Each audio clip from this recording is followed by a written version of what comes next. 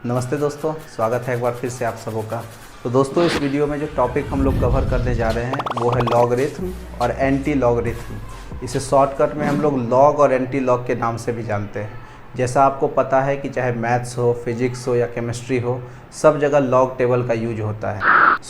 अधिकतर स्टूडेंट्स इसके बारे में जान ही नहीं पाते हैं कि लॉग टेबल क्या है और एंटी लॉग टेबल क्या है। उनके बुक में दिया हुआ रहता है, चाहे टेक्स्ट बुक हो या रेफरेंस बुक हो, इवन प्रैक्टिकल्स की कॉपी के अंदर भी लास्ट में ये स्टार्ट में दिया हुआ रहता है। तो हम लोग आज के वीडियो को अगर आप पूरा देखते हैं तो इसकी मदद से आप लॉग और एंटी लॉग का कैलकुलेशन कर सकते हैं आसानी से। अगर केमिस्ट्री की बात करूं मैं पर्टिकुलर, तो चाहे क्लास 10th हो, चाहे क्लास 11th हो, चाहे क्लास 12 हो, नीट दे रहे हो आप, जेई दे रहे हो, लॉग का कॉन्सेप्ट उसके अंदर रहता ही रहता है। एग्जाम्पल के लिए बात करें, अगर आप acid base and salt chapter पढ़ रहे हैं क्लास 10th के लिए, तो यहाँ पर भी आपको पीएच कैलकुलेट करना होगा, एसिड का, बेस का पीओएच कैलकुलेट करना होगा, इसके लिए आपको लॉग चाहिए। इसके अलावा अगर आप क्लास 11 के इक्विलिब्रियम चैप्टर को पढ़ रहे हैं तो वहाँ आपको कंसंट्रेशन से पीएच निकालना है, पीएच से कंसंट्रेशन निकालना है, इसके लिए भी आपको लॉग टेबल की ज़रूरत होगी।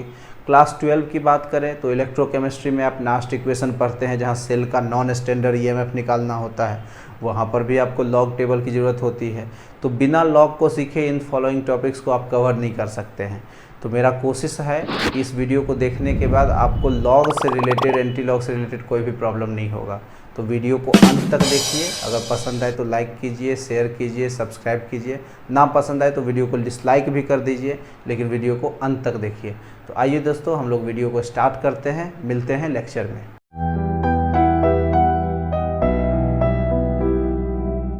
तो दोस्तों, हम लोग बात कर रहे थे लॉग के बारे में, तो इसको कंटिन्यू करते हैं। पहले तो हम लोग समझते हैं लॉग होता क्या है। तो इसका एक सिंपल सा डेफिनेशन समझिए। लॉग कुछ नहीं, it is expression of power. Log power में एक्सप्रेस करने का एक तरीका है। It is the expression of power. Power में एक्सप्रेस करने का एक तरीका है। डेफिनेशन पर जाते नहीं है, इसके मीनिंग को समझिए सिर्फ। पावर में एक्सप्रेस करने का तरीका का मतलब क्या हुआ। जैसे लिखते हैं अगर 10, तो क्या इसको पावर के टर्म में लिखना चाहे तो हम लोग इसको पावर के टर्म में लिख सकते हैं, 10 to the power 1। इसी तरह से अगर मान लीजिए कहीं वैल्यू लिखा हुआ है 100, तो इसको पावर के टर्म में एक्सप्रेस करना है तो हम लोग एक्सप्रेस कर सकते हैं 10 to the power 2 लिख करके। सेम अगर हम लोग लिखते हैं 1000, तो इसको पावर के टर्म में लिख सकते हैं 10 to the power 3। अगर एक नंबर लिखा हुआ है 8, तो इसको पावर के टर्म में लिख सकते हैं 2 to the power 3। अगर लिखा हुआ है 1/10, तो इसको लिख सकते हैं 10 to the power -1। 1/100 इसको लिख सकते हैं 10 to the power -2। कहने का मतलब एक नंबर है, उसको पावर के टर्म में भी एक्सप्रेस करके लिख सकते हैं। और लॉग एक्चुअली इसी के लिए डील करता है, इसी को डील करता है। पावर के टर्म में जो एक्सप्रेशन होता है उसी को डील करने के लिए हम लोग लॉग का यूज करते हैं। अब थोड़ा सा इसके बारे में और डिटेल में समझने की कोशिश करें। लॉग होता कितने तरह का है, तो हम लोग थोड़ा सा बात कर लेते हैं टाइप्स ऑफ लॉग की। तो देखिए, लॉग जो है वो दो तरह के होते हैं मेनली। कौन कौन सा, तो एक होता है natural log and the other one is, इसको हम लोग बोलते हैं common log. Natural log and common log. अब कैसे पहचानेंगे कौन सा लॉग नेचुरल लॉग कहलाएगा, कौन सा कॉमन लॉग कहलाएगा। तो देखिए, अगर ऐसे लिखा हुआ ln, तो इसको हम लोग बोलते हैं नेचुरल लॉग। और अगर इस तरह से लिखा हुआ रहे लॉग, तो इसको हम लोग बोलते हैं कॉमन लॉग। एक तो ये तरीका हुआ। दूसरा क्या अंतर कैसे पहचानेंगे, तो वैसा लॉग जिसका बेस वैल्यू e हो उसको हम लोग बोलते हैं नेचुरल लॉग, और वैसा लॉग जिसका बेस वैल्यू 10 हो उसको हम लोग बोलते हैं कॉमन लॉग। समझ गए। अब आप जितना भी टेबल पढ़ेंगे, जो आप लॉग टेबल देखते हैं, जो आप लॉग टेबल अभी देख रहे हैं, ये सारे में जो भी वैल्यू पुट है, ये सारा वैल्यू कॉमन लॉग के लिए अप्लीकेबल है। लेकिन हम लोग को नेचुरल लॉग की भी ज़रूरत होती है। तो हम लोग क्या करें कि नेचुरल लॉग का वैल्यू निकाल सकें। तो देखिए, इसके लिए एक तरीका है कि वैसा लॉग जिसका बेस वैल्यू e है, दैट मीन्स नेचुरल लॉग को वैसा लॉग जिसका बेस वैल्यू 10 है में कन्वर्ट करना है। तो क्या करते हैं कि बेस वैल्यू 10 वाले लॉग को 2.303 से मल्टीप्लाई कर देते हैं। मतलब नेचुरल लॉग को कॉमन लॉग में कन्वर्ट करना है तो कॉमन लॉग को 2.303 से मल्टीप्लाई कर देंगे तो जो इसका आंसर आएगा वो वैल्यू नेचुरल लॉग के वैल्यू के बराबर आएगा। इसको ध्यान से याद रखिएगा, इसका ज़रूरत पड़ता है आपको, समझ गए। अब हम लोग कॉमन लॉग को ऑपरेट करना ही सीखेंगे। जब जरूरत पड़ेगा नेचुरल लॉग को तो 2.303 से उस वैल्यू को मल्टीप्लाई कर देंगे तो आंसर आ जाएगा हम लोग को नेचुरल लॉग के जैसा। अब आगे बढ़ें अगर हम लोग तो लॉग के लिए 3 फार्मूले का यूज हम लोग करेंगे। इसी 3 फार्मूले से लॉग का लगभग सब क्वेश्चन आपको बन जाएगा। कौन कौन सा फार्मूला है?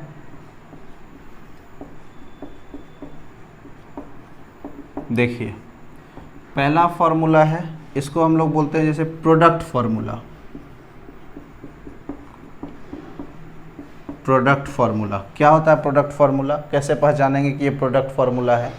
तो एक नंबर दिया हुआ है m इंटू n, अगर इसके आगे log लगा दें और इसका रिजल्ट निकालना है हमको, that means log m into n का क्या वैल्यू होगा।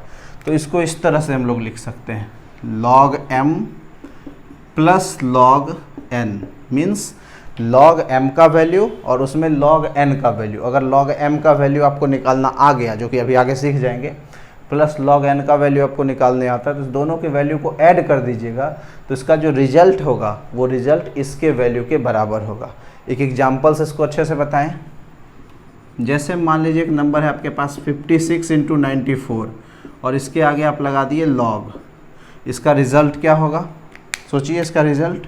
तो इसका रिज़ल्ट होगा log 56 प्लस log 96, यानी log 56 का एक वैल्यू प्लस log 96 का वैल्यू, दोनों को ऐड कर देंगे तो जो इसका रिज़ल्ट होगा वही इसका आंसर होगा। अब जरूरी नहीं है ये 2 ही नंबर रहे, log 56 इंटू 94 इंटू 78 इंटू 125 कुछ भी रहे तो उसको ऐड करते चले जाएंगे। जैसे log m into n into p into q into r into s, जितना भी नंबर है कोई दिक्कत नहीं, इसको ऐड करते चले जाएंगे। आगे बढ़े, दूसरा फार्मूला होता है log का, इसको हम लोग बोलते हैं पावर फार्मूला। log का पावर फार्मूला। अभी पावर फार्मूला क्या है? तो अगर हम लोग एक नंबर लिखते हैं m to the power n और इसके आगे log लगा दें, यानी log m to the power n का क्या रिजल्ट होगा? तो इसका आंसर होगा n log m। n log m मतलब ये जो पावर है इसको यहाँ लिख दिए और log m का वैल्यू निकाले, उससे मल्टीप्लाई कर दिए, तो जो रिजल्ट आएगा उसी रिजल्ट को हम लोग बोलते हैं, वही रिजल्ट इसके बराबर होगा। एग्जाम्पल में समझें तो जैसे एक नंबर है 54 टू द पावर 26, इसके आगे log लगा दिए, यानी log 54 का पावर 26, इसका रिज़ल्ट क्या होगा? तो इसका रिज़ल्ट होगा 26 log 54। log 54 का वैल्यू निकालेंगे, 26 से उस वैल्यू को मल्टीप्लाई कर देंगे, जो आंसर आएगा वही इसका आंसर होगा। समझ गए? तीसरा, log का एक और फार्मूला है, इसको हम लोग बोलते हैं कोशिएंट फार्मूला।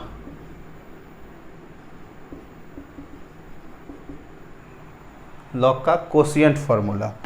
कोशिएंट फार्मूला क्या कहता है? तो जैसे एक नंबर है m/n, इसके आगे लगा दीजिए आप log, यानी log m/n का क्या रिजल्ट होगा?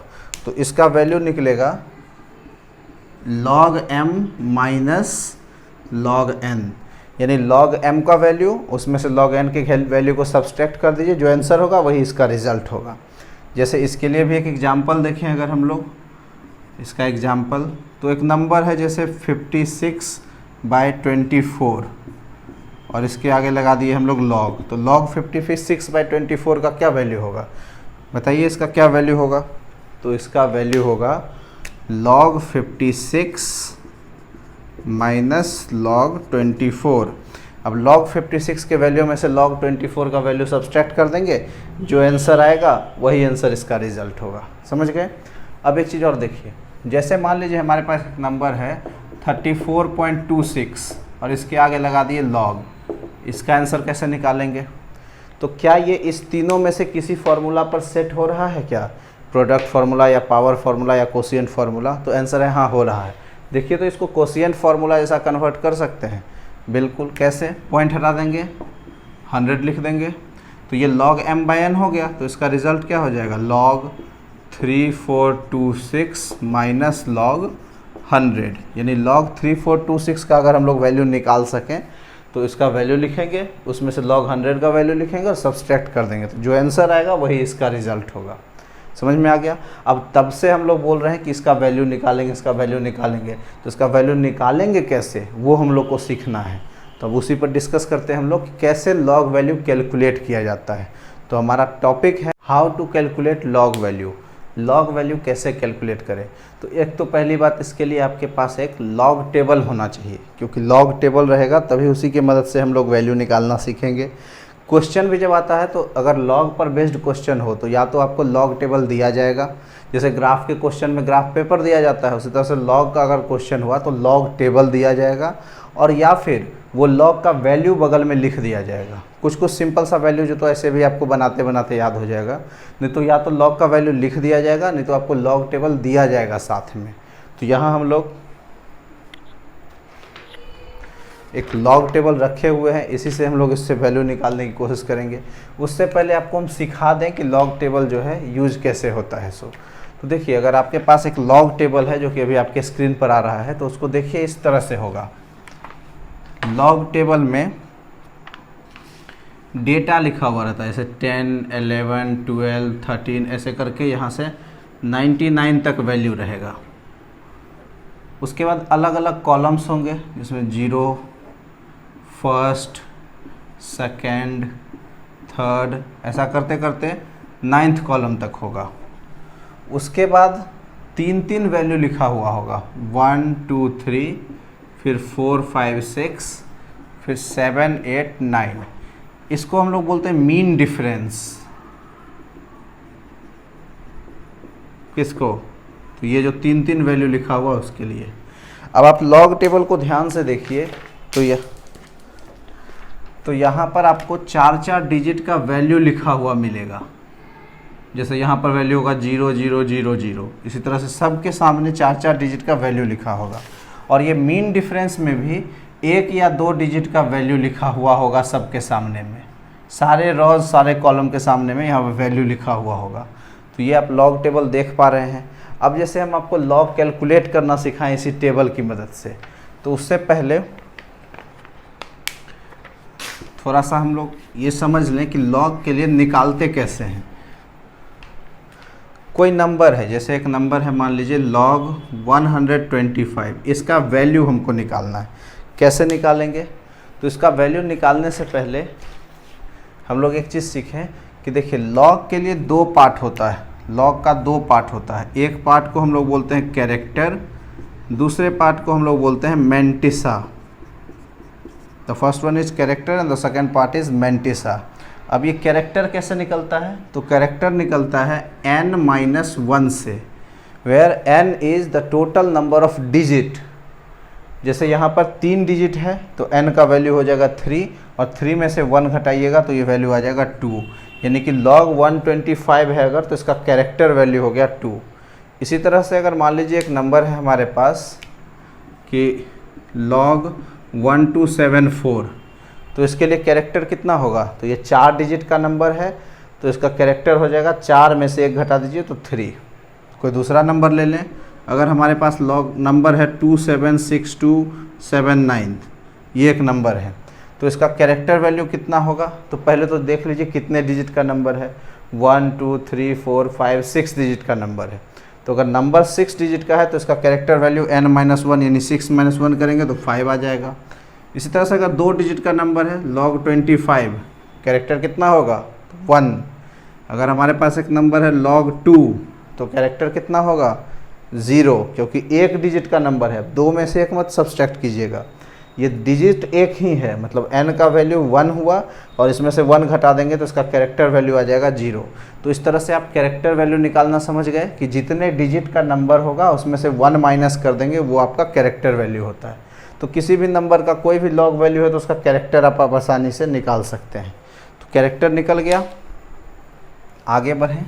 अब ये मैंटिसा कैसे कैलकुलेट होता है, तो मैंटिसा कैलकुलेट करने के लिए देखिए इस नंबर पर थोड़ा सा गौर करिए। नंबर क्या है, 125। इसका पहला 2 डिजिट देखिए 12, क्योंकि ये लॉग टेबल में जो काउंटिंग स्टार्ट होता है वो 2 डिजिट से होता है, 10, 11, 12 से लेकर के 99 तक, यानी 2 डिजिट का ही वैल्यू होता है। तो पहला 2 डिजिट देखिए क्या है, 12। तो लॉग टेबल में भी आप चले आइए, लॉग टेबल में देखिए एक नंबर है आपको लिखा हुआ 10 के बाद 11, 12। तो यहाँ देख लीजिए लॉग टेबल में 12 है। उसके बाद एक नंबर है यहाँ पर देखिए 12 के बाद क्या है 5। तो 12 के बाद इसको 5th कॉलम में यहाँ पर जाइए, 3rd, 4th, 5th। इस 5th कॉलम में 4 डिजिट का एक नंबर लिखा होगा। यहाँ ध्यान ये दीजिएगा कि आप 0 से काउंटिंग स्टार्ट कर रहे हैं, तो ये नहीं कि हर बारी में आप 4th कॉलम ही देख लीजिए। 0 से स्टार्ट करें, इसलिए 5th कॉलम में जाइए। तो 5th कॉलम में आपका 12 के 5th कॉलम में एक वैल्यू लिखा हुआ है, यहाँ लिखा होगा 0969। तो आप ये नंबर यहाँ लिख लीजिए, प्लस दे दीजिए, पॉइंट दे दीजिए, 0.0969 और इसको ऐड कर लीजिए, तो इसका वैल्यू हो जाएगा 2.0969। यानी लॉग 125 का वैल्यू होता है 2.0969। आप चाहें तो लॉग कैलकुलेटर की मदद से चेक कर सकते हैं कि आपने जो बनाया वो सही है कि नहीं। लॉग कैलकुलेटर में जब इसको कैलकुलेट कीजिएगा तो लॉग का आंसर जो होता है बहुत सारे डिजिट में होता है, लेकिन हम लोग 4 डिजिट तक मिलाते हैं, उतना ही तक का यूज कर सकते हैं, ज़रूरत भी इतना ही होता है। कैलकुलेशन भी करते तो क्या, पॉइंट के बाद 1 डिजिट, बहुत तो 2 डिजिट, बहुत तो 3 डिजिट तक जाते हैं। हम लोग एज ए सेफ्टी 4 डिजिट तक कैलकुलेट कर रहे हैं, तो यही आंसर होगा। अगर पॉइंट के तीसरे चौथे डिजिट से अगर कोई नंबर मैच होना नहीं शुरू हो जाए, जैसे 6 है और यहाँ पर 5 लिखा हुआ है, तो कोई दिक्कत नहीं हुआ, आंसर इतना ही हुआ एक तरह से। तो आपने समझा कि लॉग का वैल्यू कैसे निकालते हैं। एक और एग्जांपल बताते हैं अब 4 डिजिट का कोई नंबर लेकर के, जैसे लॉग 1279, इसका वैल्यू हम लोग को निकालना है। कैसे कैलकुलेट करेंगे? तो पहली बात तो इसके लिए भी होता है कैरेक्टर, हर बार लिख लिया करेंगे, कैरेक्टर प्लस मैंटिसा। अब बताइए इसका कैरेक्टर वैल्यू कितना होगा?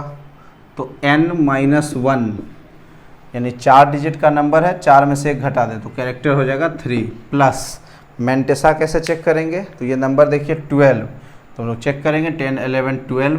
12 के बाद क्या है 7, तो 12th के 7th कॉलम में एक वैल्यू लिखा हुआ होगा, वो वैल्यू देखिए 1038। 12 के 7th कॉलम में, मान लीजिए 6th है, यहाँ 7th है, तो यहाँ पर एक वैल्यू लिखा हुआ होगा 1038।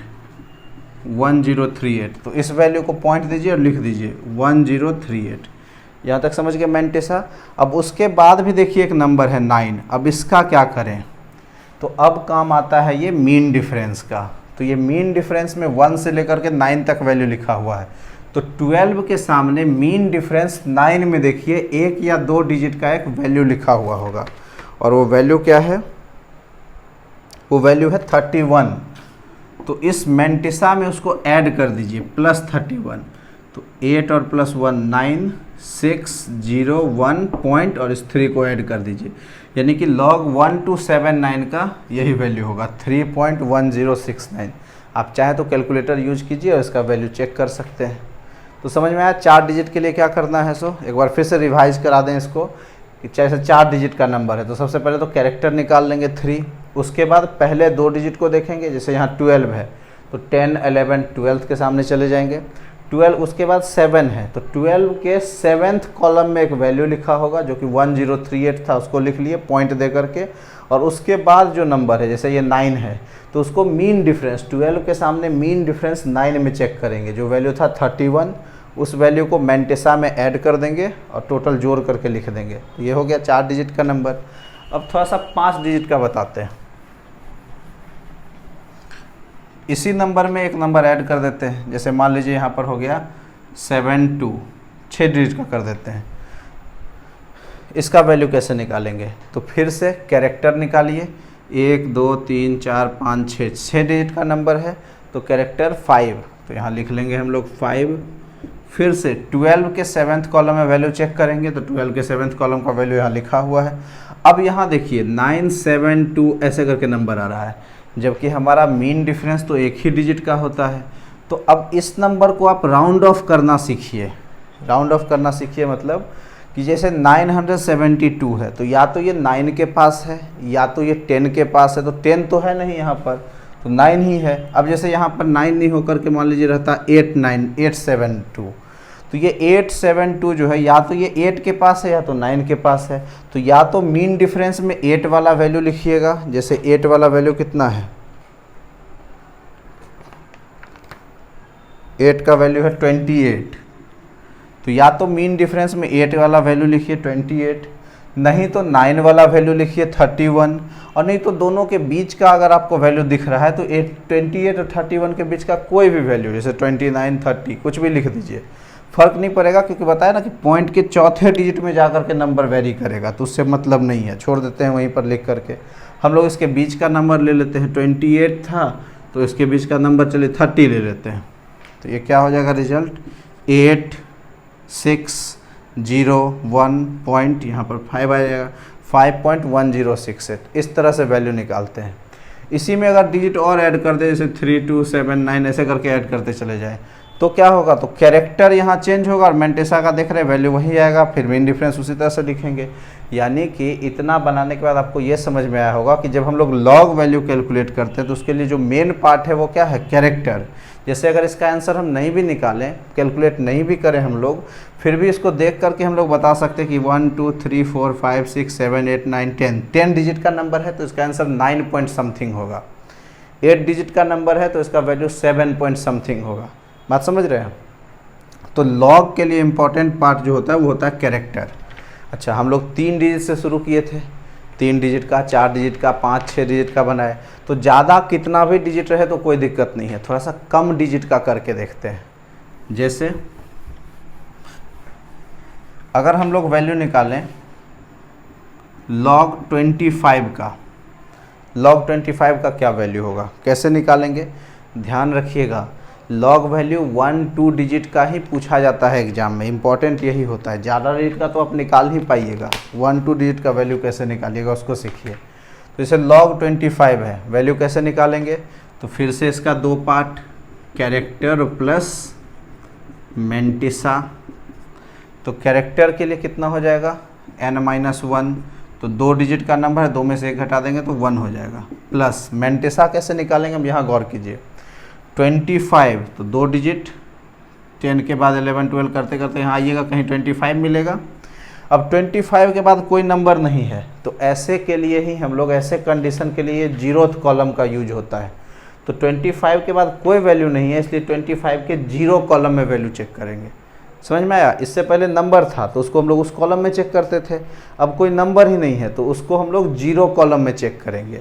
तो 25 के 0 कॉलम में एक नंबर है, वो नंबर है 3979, तो पॉइंट देंगे और लिख लेंगे 3979, तो इसका वैल्यू हो जाएगा 1.3979। आई बात समझ में? कोई दूसरा नंबर, जैसे मान लीजिए log 26 है, इसका वैल्यू हम लोग कैसे निकालेंगे, क्या होगा वैल्यू, क्या कीजिएगा, तो कैरेक्टर निकालिए, 2 डिजिट का नंबर कैरेक्टर 1 हो जाएगा, और 26 के 0 कॉलम में वैल्यू चेक करेंगे तो कुछ वैल्यू होगा, उसको यहाँ प्लस कर देंगे, मेंटिसा में पॉइंट दे करके ऐड करेंगे, यहाँ नंबर लिखाएगा। इसको आप लोग कीजिएगा और निकाल करके कमेंट बॉक्स में बताइएगा कि इसका log 26 का क्या वैल्यू होता है। सो ठीक है, आगे बढ़ें हम लोग। अब 1 डिजिट के नंबर पर आ जाते हैं, 2 डिजिट सीख गए, 1 डिजिट के नंबर पर आते हैं। इसको कैसे निकालेंगे, जैसे अगर हमारे पास वैल्यू है log 2, इसका क्या वैल्यू होगा, नंबर है log 2, इसका वैल्यू निकालना है। अब देखिए यहाँ गिनती ही शुरू होता है 2 डिजिट से और हमारे पास नंबर ही है 1 डिजिट का, कैसे वैल्यू निकालेंगे। तो अब यहाँ पर इसको हम लोग कोशिएंट फार्मूला में कन्वर्ट कर सकते हैं। जैसे log 2 को क्या हम लोग log 20/10 लिख सकते हैं, क्या लिख ही सकते हैं, 10 से डिवाइड करेंगे तो 2 ही आएगा। जैसे एक नंबर है log 3, तो इसको हम लोग ऐसे लिख सकते हैं क्या, log 30/10, मतलब 1 डिजिट का नंबर है लेकिन इसको हम लोग 2 डिजिट में कन्वर्ट कर लिए। अब ये log m/n के फॉर्मूला पर सेट है, तो log m/n का रिजल्ट क्या होता है, log m minus log n, तो इसको हम लोग लिख सकते हैं log 20 माइनस log 10। अब log 20 का वैल्यू निकालेंगे, log 10 का वैल्यू निकालेंगे और उसको सब्सट्रैक्ट कर देंगे। कैसे निकालेंगे, तो log 20 का वैल्यू क्या होगा, तो पहली बात तो इसका कैरेक्टर 2 डिजिट का नंबर है तो कैरेक्टर 1 प्लस 20 के 0 कॉलम में चेक करेंगे हम लोग। एक वैल्यू होगा और वो वैल्यू है 3010, तो 0.3010 माइनस log 10 का वैल्यू 1 होता है। चेक भी कर सकते हैं कैसे, तो 2 डिजिट का नंबर है तो कैरेक्टर 1 हो जाएगा और 10 के 0 कॉलम का वैल्यू देखिए यहाँ लिखे हुए हैं 0.0000, तो वो ऐड कर देंगे तो वही आएगा 1.0000। तो 1 प्लस 3 इसको ऐड कर दिए 1.3010 माइनस 1 तो इज इक्वल टू 0.3010, तो log 2 का यही रिजल्ट होगा। आई बात समझ में। कोई एक नंबर log 3 है, इसका वैल्यू कैसे निकालिएगा, तो log 30/10 लिख देंगे। अब ये log m/n है तो log 30 माइनस log 10, log 30 का वैल्यू क्या होगा निकालेंगे, कैरेक्टर 1 प्लस 30 के 0 कॉलम में एक वैल्यू लिखा हुआ होगा और वो वैल्यू है 4771, तो 1 प्लस पॉइंट करेंगे तो डायरेक्ट लिख देते हैं 14771 माइनस फिर से log 10 का वैल्यू 1 सब्सट्रैक्ट कर लेंगे तो वैल्यू हो जाएगा 0.4771, तो log 3 का यही रिजल्ट हुआ। समझ में आ गई बात। तो इस तरह से आप कितने भी डिजिट का कोई log नंबर हो उसका वैल्यू आप कैलकुलेट कर सकते हैं आसानी से। नेक्स्ट है आपको, अगर आपको log कैलकुलेट करने आ गया तो अगला पार्ट है हमारा एंटी log। अब एंटी log क्या होता है उसको समझते हैं। अब हम लोग समझने की कोशिश करते हैं एंटी log क्या होता है। तो देखिए एंटी log बताने के लिए आपको हम एक चीज़ बताएं पहले, जैसे ये पेन सीधा है, फिर भी अगर हम आपको बोलें कि इस पेन को सीधा कीजिए, इस मार्कर को कैसे कीजिएगा, तो एक बार इसको उल्टा कर दीजिए, एक बार फिर से इसको उल्टा कर दीजिए, 2 बार उल्टा किए तो सीधा हो गया। यही होता है एंटी log। जैसे कोई नंबर दिया हुआ है, सपोज कोई नंबर है log m, इसका log वैल्यू x.xxyy ऐसे करके कुछ आया। अब ये जो वैल्यू आया है, इस वैल्यू से वापस से अगर हम लोग जानना चाहें कि किस नंबर का log वैल्यू इतना होता है, तो इसी का एंटी log निकालेंगे, एंटी log, तो वो वापस से वही वैल्यू हम लोग को आ जाएगा। बात समझ रहे हैं। जैसे हम लोग कैलकुलेट किए थे log 2 का वैल्यू क्या था 0.2010, अब log 0.2010 log 2 का वैल्यू 0.2010 आया, तो इस नंबर का अगर हम लोग वैल्यू log वैल्यू निकालना चाहें तो वापस से 2 आएगा। इसी को हम लोग बोलते हैं एंटी log। अब ये एंटी log कैलकुलेट कैसे करते हैं, तो फिर से आपके पास एक एंटी log टेबल इसके लिए होना चाहिए। आपके पास होगा भी, स्क्रीन पर आ रहा है एंटी log टेबल, नहीं तो हम डिस्क्रिप्शन में लिंक दे देंगे, वहाँ से आप डाउनलोड कर सकते हैं। ये है एंटी log टेबल। अब जब आप एंटी log टेबल को देख रहे हैं तो इसमें भी log जैसा ही एक टेबल बना हुआ है। इस टेबल को भी हम थोड़ा सा यहाँ समझा दें कैसे बना हुआ है। सो वैल्यू लिखा है 0.00 से 0.01, 0.02, 0.03 ऐसे करके 0.99 तक एक वैल्यू लिखा हुआ होगा। और इसमें भी कॉलम सब बना हुआ है, लेकिन इसमें शुरुआत हो रहा है 0 कॉलम, फिर फर्स्ट कॉलम, फिर second column and so on करते करते 9th कॉलम तक बना हुआ है। फिर से यहाँ पर भी 4 डिजिट का नंबर लिखा हुआ है। सब जगह देखिए 4 डिजिट का नंबर लिखा हुआ होगा। इसमें भी मीन डिफरेंस है 1 2 3 4 5 6 7 8 9 ऐसे करके, और यहाँ पर भी 1 या 2 डिजिट का नंबर लिखा हुआ, जस्ट उसी तरह से है। अब हमको कोई वैल्यू निकालना है इस एंटी log टेबल की मदद से। कैसे निकालेंगे देखिए, तो कोई अपने मन से नंबर ले लीजिए, उसका एंटी log वैल्यू निकाल सकते हैं। आप लोग अगर चेक करना चाहते हैं तो अभी तक जितना भी log वैल्यू सब देखे हैं, वही log किसी नंबर का जो log वैल्यू निकाले हैं उस log वैल्यू का ही एंटी log वैल्यू निकाल के देखिए, वही नंबर आएगा लगभग। हम लोग कोई अपने मन से ले लेते हैं। जैसे एक नंबर है हमारे पास 2.3016। अब हमको इसका log वैल्यू निकालना है। ये कोई नंबर था, इसका log एंटी log वैल्यू निकालना है, सॉरी। कैसे निकालेंगे, तो जैसे log के लिए इम्पॉर्टेंट था कैरेक्टर, उसी तरह से एंटी log के लिए इम्पॉर्टेंट होता है मैंटिसा पार्ट। तो हम लोग मैंटिसा पार्ट पर गौर करेंगे।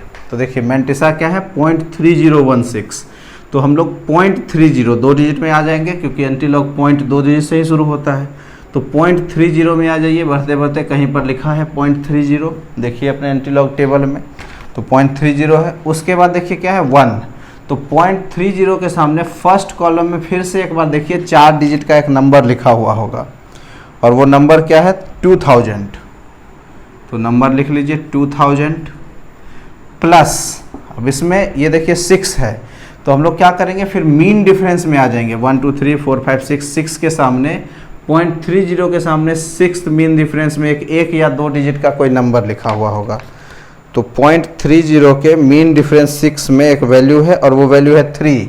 तो इसमें आप ऐड कर दीजिए 3, क्या हो जाएगा ये 3002 2003। अब यहाँ पर आइए कैरेक्टर पर। अब देखिए कैरेक्टर कितने डिजिट कितना है 2, तो कितने डिजिट का कैरेक्टर वैल्यू 2 होता है, तो आंसर है 3 डिजिट का। जैसे 4 डिजिट है तो कैरेक्टर 3 होगा, 5 डिजिट है तो कैरेक्टर 4 होगा। इस तरह से कैरेक्टर 2 है तो यानी कि ये 3 डिजिट का नंबर है। तो इधर से गिनना शुरू कीजिए लेफ्ट साइड से और इसमें गिनिए फर्स्ट सेकेंड थर्ड और उसके बाद एक पॉइंट दे दीजिए यानी कि 200.3। तो पॉइंट लिखने का जरूरत नहीं है, सीधे इसको समझ लीजिए 200। तो 200 का वैल्यू होता है 2.3016। ये वैल्यू एग्जैक्ट भी मिल सकता है और अप्रॉक्स भी हो सकता है, थोड़ा बहुत आगे पीछे का।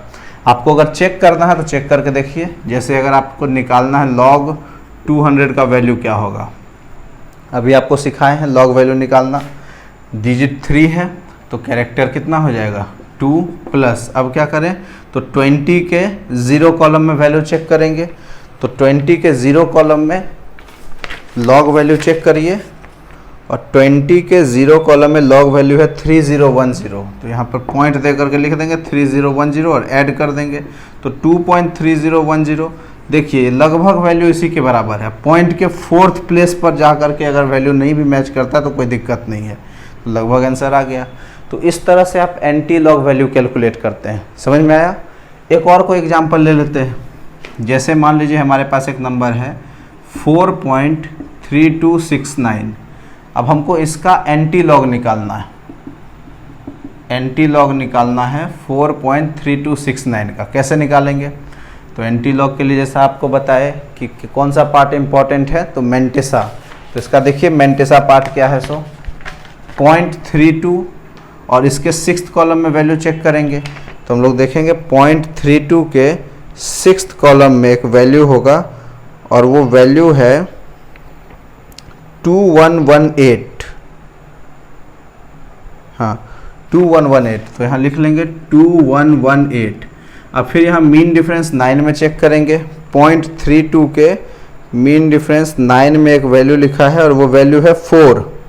तो इसमें हम लोग ऐड कर देंगे 4, तो कितना हो गया 8 + 4 12 2 फिर 1 और 1 2 फिर 1 और 2 यानी 2122।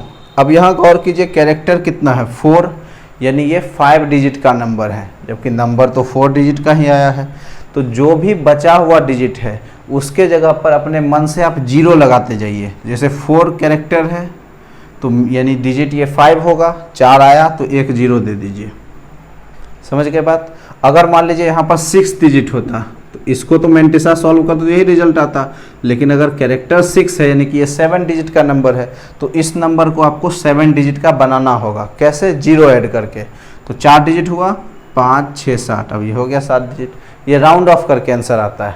अगर यहाँ पर वैल्यू 8 है तो कैसे निकालेंगे? तो फिर से 0.2 के 6th कॉलम में चेक करेंगे हम लोग एंटी लॉग टेबल में, तो 2118 ही आएगा। फिर मीन डिफरेंस 9 में यही वैल्यू आएगा, यही रिजल्ट आ गया। अब यहाँ 8 है कैरेक्टर, दैट मीन्स ये 9 डिजिट का नंबर है और 4 डिजिट यहाँ लिखा हुआ है तो 5 0 आप दे दीजिए और यही इसका आंसर होगा। ये राउंड ऑफ करके ही आंसर आता है। तो इस तरह से आपने एंटी लॉग सीख लिया, लॉग भी सीख लिया। अब इसका यूज कहाँ होता है वो देखिए। तो इस लॉग कैलकुलेशन का यूज जो है बड़े बड़े कैलकुलेशन में, लॉग और एंटी लॉग कॉन्सेप्ट का यूज जो है बहुत बड़े बड़े कैलकुलेशन में होता है। वैसा कैलकुलेशन जो आपका कैलकुलेटर भी नहीं कर सकता है, वैसे कैलकुलेशन को करना है तो उसके लिए आदमी लॉग टेबल का यूज़ करता है। जैसे एग्जांपल में मान लीजिए एक नंबर है आपके पास 65 × 74, इसके आगे लॉग लगा दिए, हमको इसका वैल्यू निकालना है। तो आप बोलिएगा इसको तो हम खुद ही कर सकते हैं, तो बिल्कुल कर सकते हैं। पहले हम लॉग मेथड से करके बता देते हैं, फिर आपको अपने तरीके से कीजिएगा। कैसे करेंगे हम लोग कैलकुलेशन? तो देखिए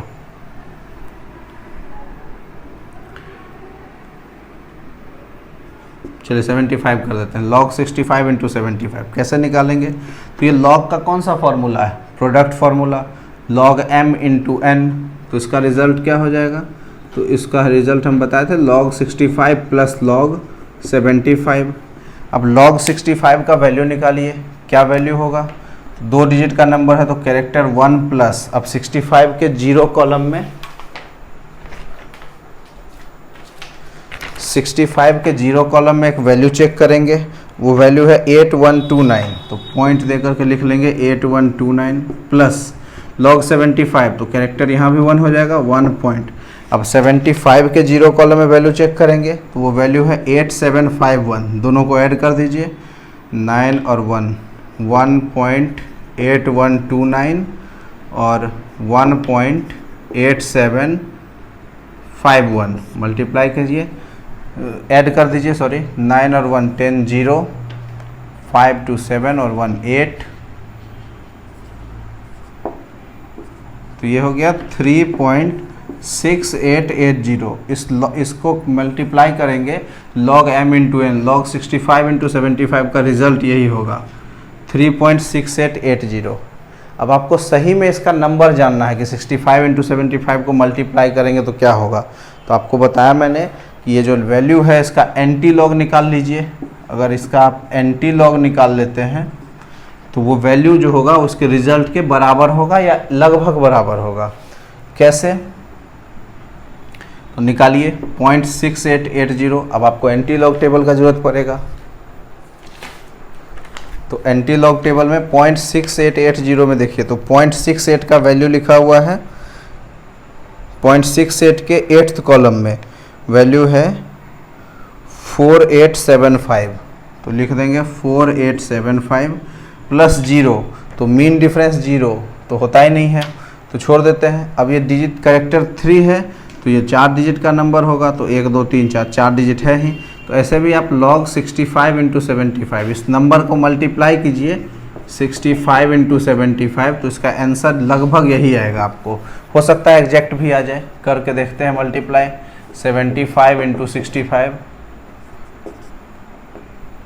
37, जोड़िए 5 7 8 4। देखिए इसको मल्टीप्लाई भी किए तो यही आंसर आया। तो आप बोलिएगा कि इसको हम इतने लंबे मेथड से जा कर के जो मल्टीप्लाई करें, लॉग वैल्यू निकालें, तो डायरेक्ट क्यों नहीं मल्टीप्लाई कर लें? बात भी सही है, डायरेक्ट भी मल्टीप्लाई कर सकते हैं, लेकिन इस नंबर को मल्टीप्लाई कर सकते हैं। जो अभी हम नंबर आपको देते हैं इसको कैसे मल्टीप्लाई कीजिएगा? जैसे आपको नंबर दे दिए हम 3265798 इंटू 8762792765, इसको मल्टीप्लाई करना है। बताइए इसका क्या रिजल्ट होगा? इसको कैलकुलेटर भी कैलकुलेट नहीं कर सकता है। हम आप कर सकते हैं लेकिन बहुत लंबा टाइम लगेगा। लेकिन अगर लॉग कैलकुलेशन, लॉग मेथड का यूज करते हैं तो इसका कैलकुलेट करना एकदम आसान है। कैसे आसान है? तो इसके आगे लगा दीजिए लॉग।